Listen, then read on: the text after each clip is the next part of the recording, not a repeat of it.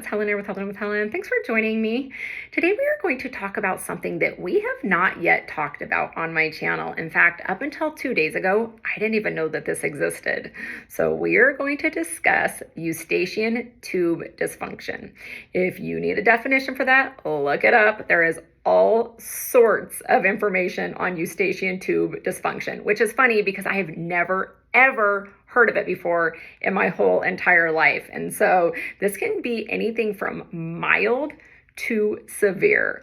I'm just going to talk about what I've been experiencing over the last week and a half. I'm going to tell you my symptoms, I'm going to tell you my signs, and I'm also going to tell you what I did to treat it over the last week and a half. And so a week and a half ago, I started struggling with a really bad headache right back here and right back here. And so that is very uncommon for me. In fact, if I get a headache, I always know I'm getting a cold, a flu, COVID, or something else. But I knew that I wasn't feeling good because I was like, oh, all day long I had that headache and nothing would take it away.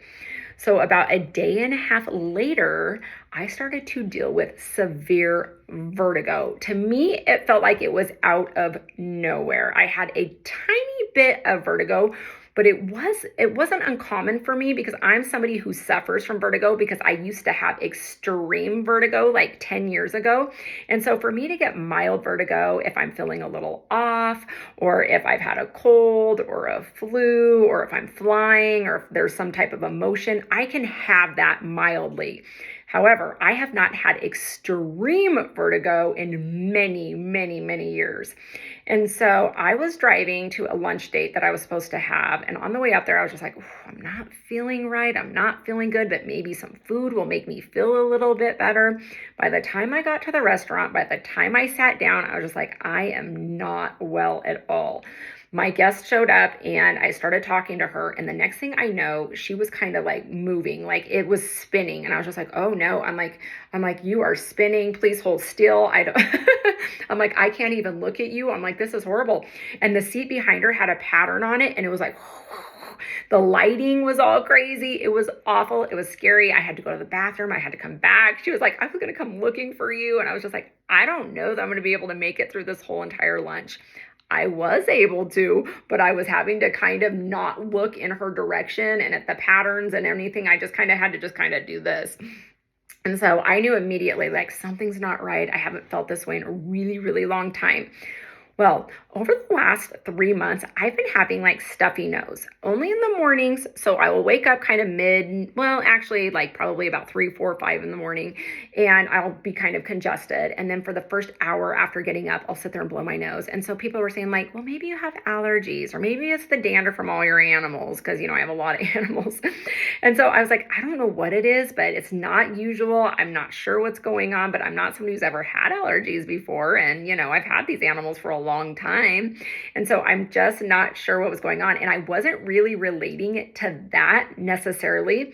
One of the things that had happened while I was dealing with the vertigo over the next day or so was that my ears plugged up. Okay, so I didn't have a sore throat. I hadn't been sick, like normally if you get a cold or a flu, so it wasn't that. But all of a sudden, my ears were really, really plugged.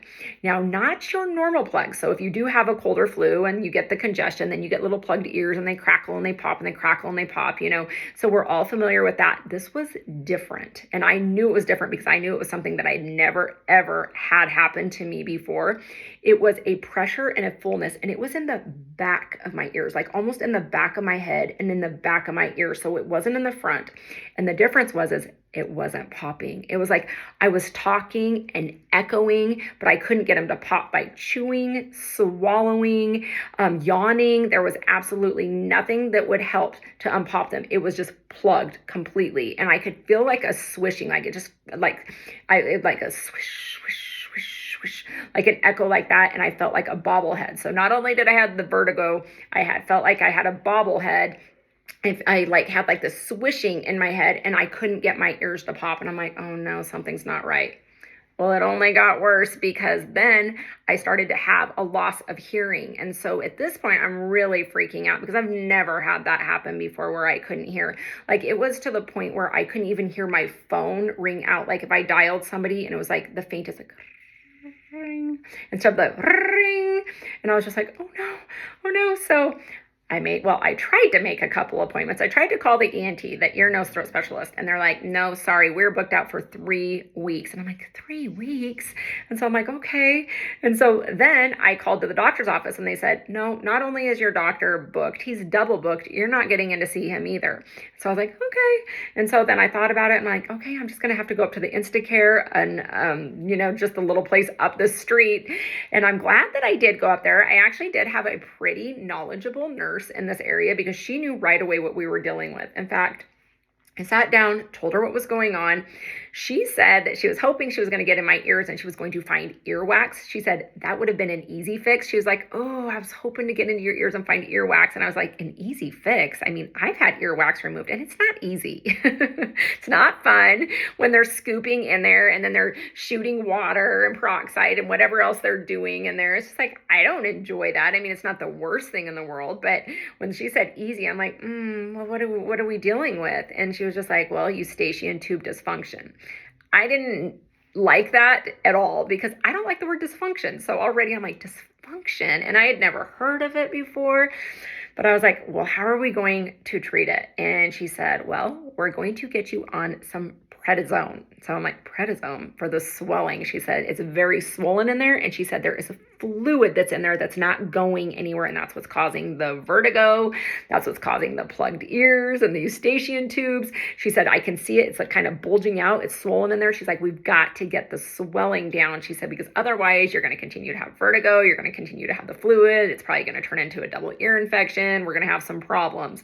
And as I said, this can actually be mild and it can be very severe to the point where people have had to have surgery if they deal with this on a continuous basis, where they've had to put balloons in there to dilate the Eustachian tubes. So there's all sorts of things. And at this point, I'm not sure what range I'm in. And I wasn't even going to make this video until I was feeling 1,000% better because I'm still just barely coming out of it in the last day and a half to where I'm not feeling as bad. And so, but I thought I need to make a video on it while it's fresh. And so she said prednisone, and I'm like, well, there's a problem. I can't take prednisone. And she's like, oh no, because that is what they use for the swelling. I had a reaction to prednisone. I didn't do well with it. I know a lot of people do. However, my body is very finicky and did not respond well to it. In fact, I had a major surgery that required that I take some prednisone afterwards to get some of the swelling down. And I ended up in the hospital because I had such a reaction. And so that'll tell you how my body works. I'm like, yeah, I can't do the prednisone. So I'm like, okay, what are we going to do? What's next? So she gave me a whole list of stuff that most of it is over the counter, except for one of the things. Okay, guys, this is the number one thing that I started taking immediately, which I feel has really, really helped dry up my ears. Okay. So you're going to want to get yourself some Sudafed sinus congestion. This is the one. They have a lot of over-the-counter ones. This is the one that you have to sign for, okay? And so you can do the 4 to 6 hour one, I believe. You can do the 12-hour one, or you can do the 24-hour one. I did the 4 to 6 hours because I kind of like to have a little bit more control over the medication that goes in my body. Again, because I'm finicky and I'm like, I don't know what my body's going to do ever. I'm already spinning in circles. Is this going to make me spin more?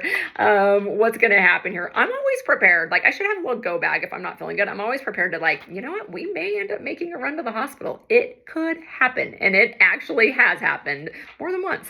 So here it is. I'm going to put it right here. And I think this is the one you have to sign for because of that ingredient right here. Whereas the ones over the counter probably don't have that ingredient. I'm sure they work well, but sign for it if you need to, because this right here, I believe, really, really helped. And so I took that for a couple days.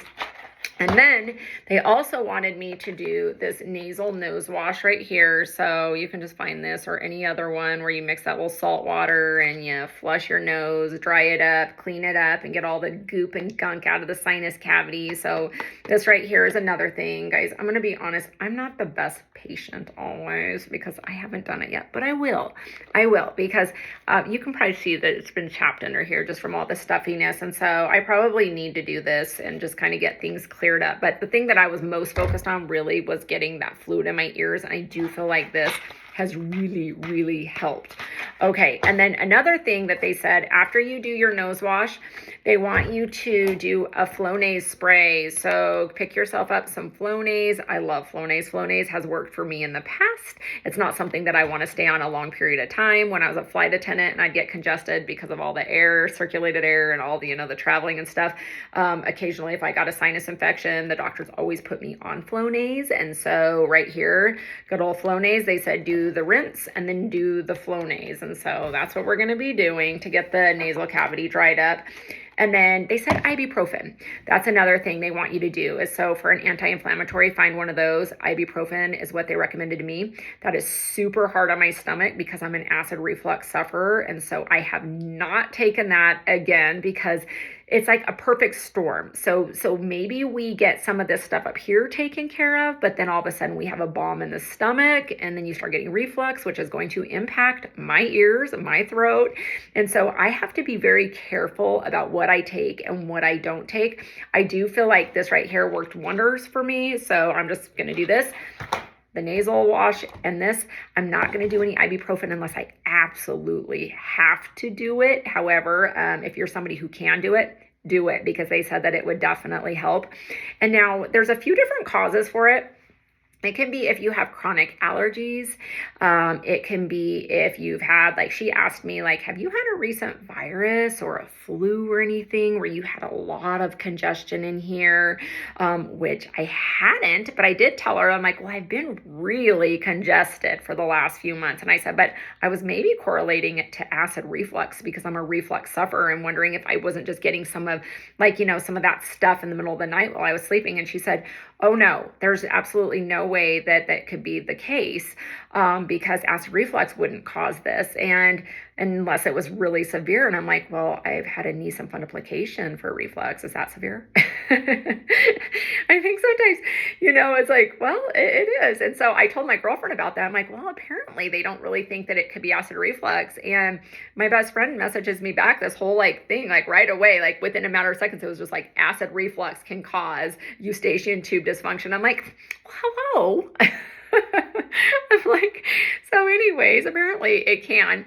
I don't know if it's reflux or not. Like I said, I have no idea, but trust me, if you are an acid reflux sufferer, it can cause you to have plugged ears, congestion. It can give you bronchitis, pneumonia, and I have experienced every single one of those things from acid reflux. But that's not what this video is about today, but it can cause a lot of issues. However, I don't know if it's reflux related or not. So if you think it is, then I guess maybe take an over-the-counter Pepcid or something and see if you can't get your stomach to settle down. Because I did have another acid reflux sufferer at one of my workshops say, I don't know what's going on, but I wake up stuffy every single day. And I was just like, oh, that's not uncommon at all if you're an acid reflux sufferer. Because I remember back in the days when I was really struggling with it, like I said, I would get bronchitis, pneumonia, chronic colds and stuff. So I said, oh, that's not uncommon. I said, but try to get a posturepedic bed or something that will kind of recline you up at night so that you won't get quite as much of that. And so anyways,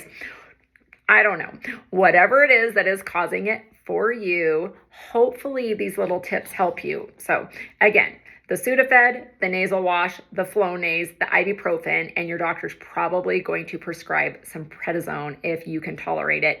I did ask about antibiotics, and they said that that was not necessary at the time. However, if you don't get that fluid out, you most definitely are going to need an antibiotic because it's going to turn into an infection. And I believe that this is very similar to what kids struggle with when they're young and they're having those tube problems, and all of a sudden they're getting ear infection after ear infection after ear infection because the ears aren't draining like they're supposed to, and therefore they go in and they put tubes.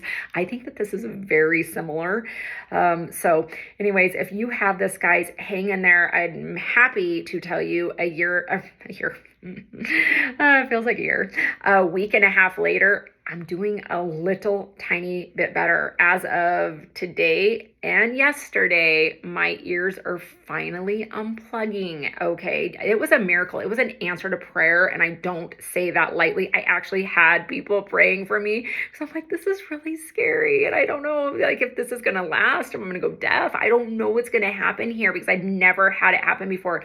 And the nurse said that she had only had this happen to her one time in her whole entire life. And she said it scared her to death that she actually had a doctor come to her home and check her out. So it's a real thing that happens. And just to have my hearing coming back and to have it popping and crackling, I was just like, oh, thank you, thank you. I mean, I don't take my hearing for granted. I don't take my eyesight for granted, or smell or touch or anything at all. I truly don't. But genuinely, when you get this back, you're like, what a gift. And the room isn't spinning around in circles. I'm just like, oh, thank you.